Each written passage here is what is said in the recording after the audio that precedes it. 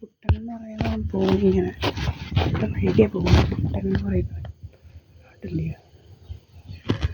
കുട്ടൻ എന്ന് പറയുന്നത് ഞാനിവൻ ഇങ്ങനെ പോവുക വഴിയെ. ഇതാണ് കുട്ടൻ. സുബ്രഹ്മണ്യൻ എന്ന് പറയുന്ന തേർഡ് റേറ്റ് ക്രിമിനലാണിവൻ. ഇൻഷുറൻസും ഒക്കെ ഇതാക്കി പോവുക. ഇങ്ങനെ പോവുക ഇവനിങ്ങനെ.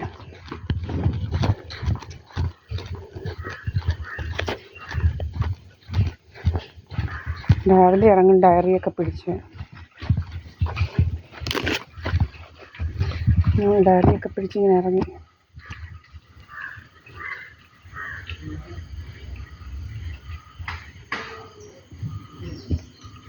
അവനാണ് കുട്ടൻ എന്ന് പറയുന്ന സുബ്രഹ്മണ്യൻ. അവനെപ്പോലൊരു ക്രിമിനലിനെ വേറെ കാണാൻ കിട്ടത്തില്ല.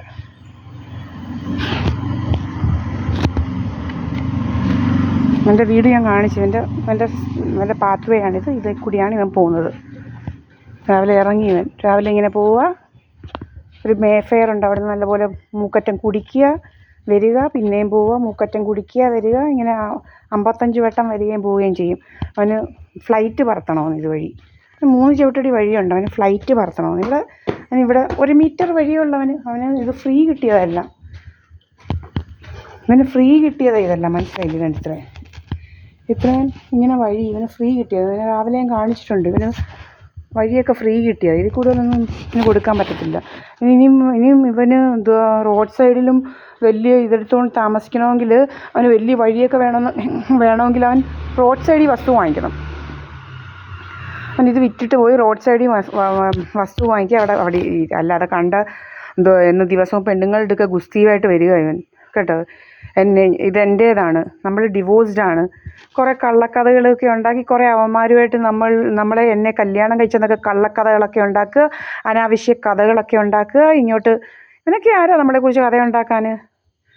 കഥകളുണ്ടാക്കി ഇങ്ങനെ നടക്കുക. ഇങ്ങനെ കുറേ കഥകൾ 10ാം ക്ലാസ്സിൽ മുതലുള്ള കഥകളാണ്. 10ാം ക്ലാസ്സിൽ പെറ്റ്. എൻ്റെ കയ്യിൽ ഇതിരിപ്പുണ്ട്. റിട്ടേൺ ആയിട്ടുള്ള വാട്സപ്പിൽ അവൻ മെസ്സേജ് ചെയ്ത് തെളിവായിട്ടുണ്ട് ഇവന്മാരുടെ കഥകളെക്കുറിച്ചുള്ളത്. ഇവന്മാരുടെ കഥയൊക്കെ അങ്ങ് ഇരിക്കട്ടെ. അവൻ ഇനി വന്ന് പറഞ്ഞാൽ മതി. അവൻ ഒറ്റ കാര്യം ചെയ്താൽ മതി. അവനോട് ഈ കഥ പറഞ്ഞത് ആരാന്നങ്ങ് പറഞ്ഞാൽ മതി. ഏതവനും അവളുവാ ഈ കഥ പറഞ്ഞതെന്നുള്ളത്. സ്ക്രിപ്റ്റഡ് കഥ ഉണ്ടാക്കുന്നത് ഇതാരാണെന്ന് നമുക്കൊന്ന് അറിഞ്ഞാൽ മതി.